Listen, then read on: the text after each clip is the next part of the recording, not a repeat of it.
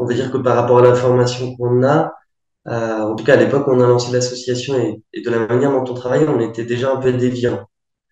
C'est-à-dire que on a ouvert un petit peu les champs de notre profession et en fait on a une pratique limitée de paysagiste qui contrecarre quelque part des fois les règles de marché public, mais qui nous ne vont pas. C'est-à-dire qu'en fait, nous, on part du principe qu'en fait, il faut qu'on passe du temps à inventer d'autres manières de travailler d'être économe aussi dans les ressources qu'on emploie et plus démocratique dans la manière dont on travaille.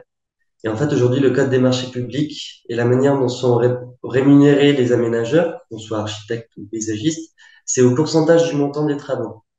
Autrement dit, plus on fait de travaux, plus on est payé. Sauf qu'en fait, ça va pas du tout, en fait, avec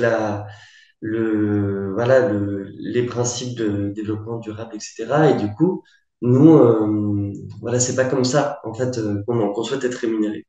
Et en fait, ça pose des vraies questions. Et là, c'est un travail de fond. Donc, il va falloir attendre que la loi change, pour qu'on change de modèle. Mais en attendant, c'est pour ça que nous ne sommes pas, on travaille pas on n'est pas maître d'œuvre.